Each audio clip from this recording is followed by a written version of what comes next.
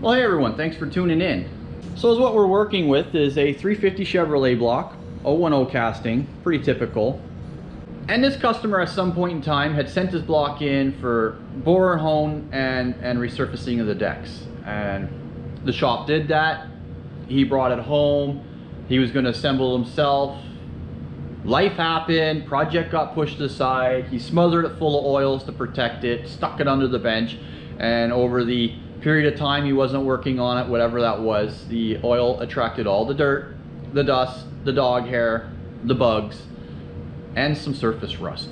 So he brought this in for me to clean up. This was a pretty gooey block. I don't have a before shot because I wasn't thinking of making a video on this, but I got it relatively clean now. I've buffed off all the surface rust and everything's looking pretty good, except we got a damaged plug bore. Upon inspecting all the bores, they're all good except this one. This one just doesn't look like whoever took these out had a good day that day. We'll just leave it at not having a good day. It happens. So that's what we got to fix. We got to get that set up on one of the machines, and we got to bore that out for the next size plug. Not a big deal. This is kind of a common job here. For example, I got this 4.6 modular block. There was a block heater here and it rotted out, so we bored this one for the next size, 1 5/8 goes in there now. And over here I got a 347 that I'm working on. It also had a block heater that rotted out the bore pretty good, so I bored this out, and now this takes the next size up plug, which is also 1 5/8. And now we got this 1 5/8 plug that we will bore out to 1 3/4. So for this job I use my horizontal boring machine, and we got one little issue today. I got my block fixture on here and we're all set up for boring and decking, and at this point in time I don't want to disrupt that setup because I got a small assortment of blocks that need to make their way up there. So I'd like to leave this setup on here. It's not that it's a huge feat to remove it and then reset it up, but this thing is dialed in perfect. So first thing I got to do is clear off this little work area, get all the little bits and pieces of the last setup off, remove my bar, and just sweep up some of the cast iron debris. After all that's cleaned up, I can lower down my block. I'm going to fit it up on some of these blocks here to keep it elevated off the fixture, and we'll clamp it down. Pretty basic. So I got the block set up. It's pretty basic. Just sitting up on some 1, 2, 3 blocks so it can hover above my fixture. Got one clamp that reaches across from side to side, and then I got another little toe clamp back here. Just put some pressure on the back, which is also on 1, 2, 3 blocks. For dialing, we'll just dial in the front timing cover rails here. Just get it square to the machine.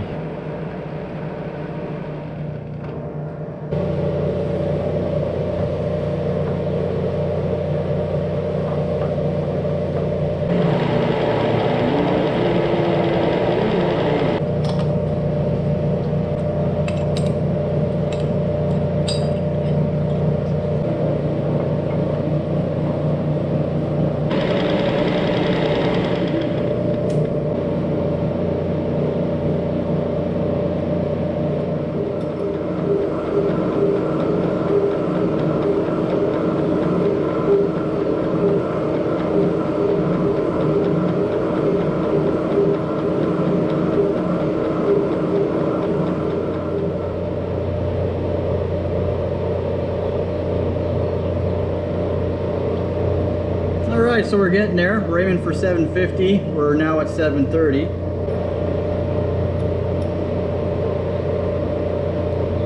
So I'll increment this another 15 to leave 5 or so for a finish pass.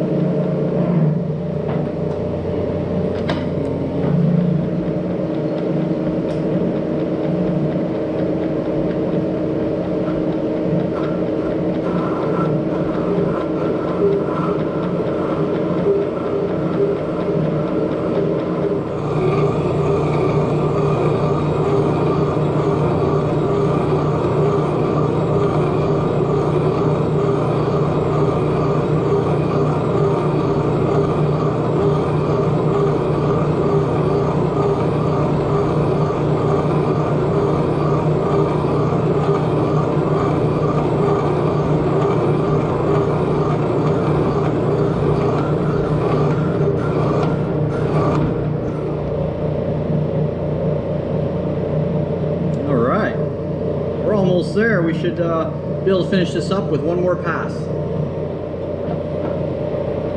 So we'll increment this the required amount.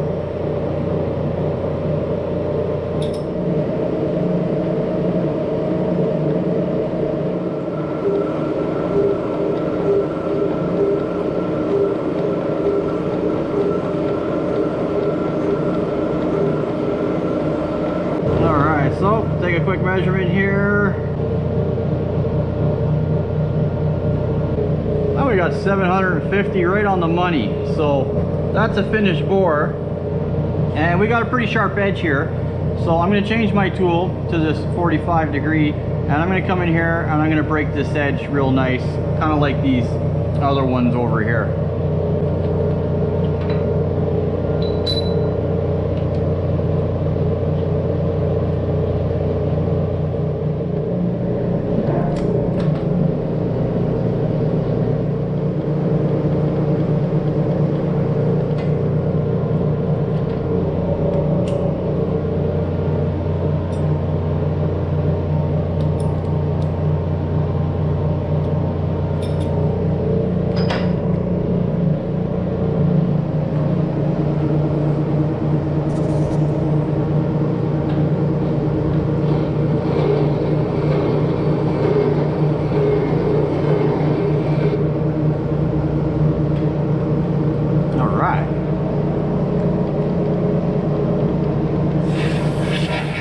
So that's it for the machining portion of this job, and now I can get this thing off the machine. I'm going to blast it off really good because we got cast iron debris and dust all over this block, and it's no longer clean enough to assemble.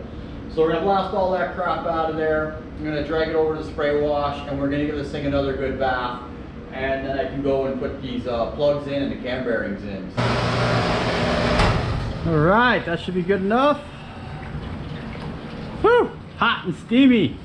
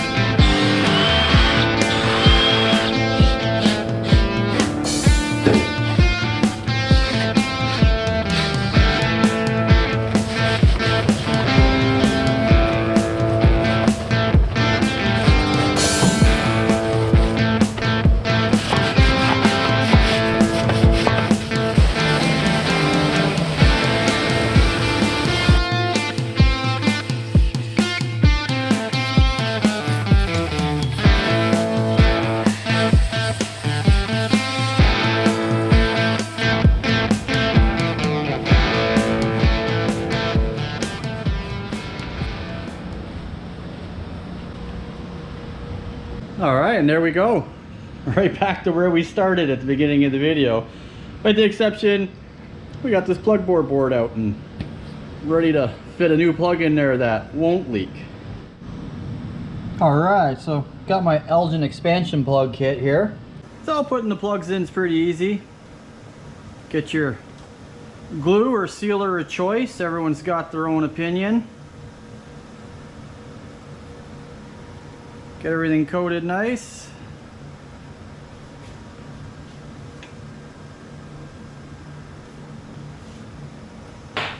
Self a nice little driver here.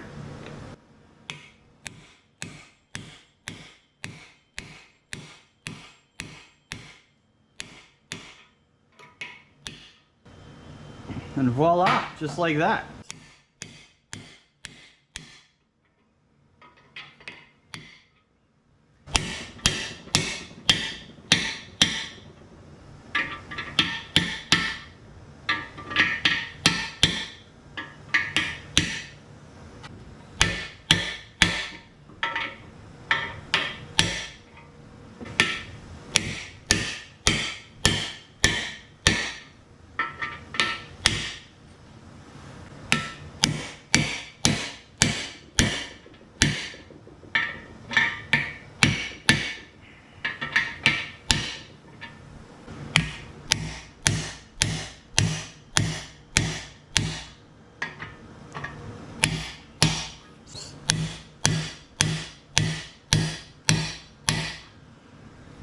Alright, now it's time for the cam bearings.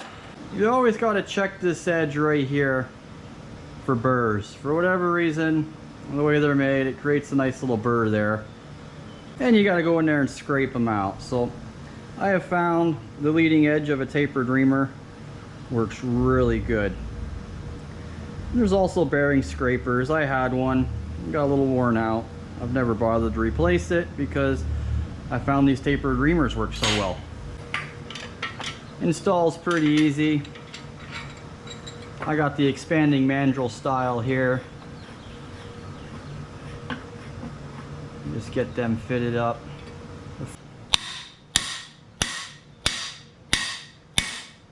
We just knock those in with our trusty knockometer.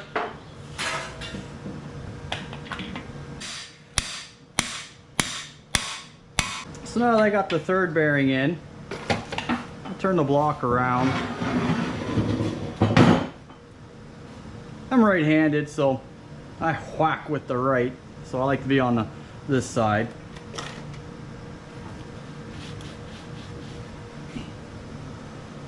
Check our bearing. Oh, that's a big nasty one right there.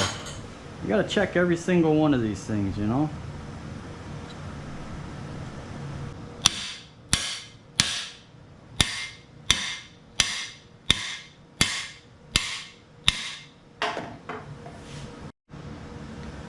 Alright, now comes the moment of truth. I got my shop camshaft for a small block Chevy here. And this is to make sure that when I put bearings in, everything fits.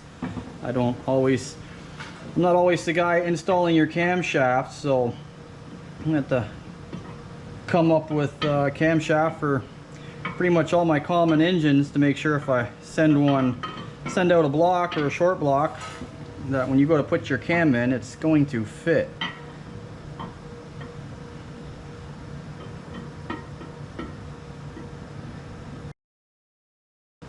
Oh, look at that. Beauty.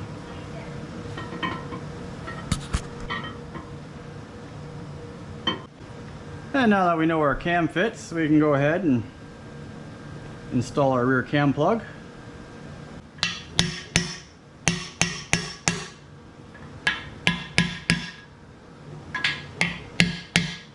Alright. Just like that. And there we go. That's it for my portion of this project. So now I can call this guy up. He can come and pick up his block and he can get assembling his project here, which is usually quite a bit of fun. That's why we do this sort of stuff. So thanks for tuning in, guys. I better get back to work.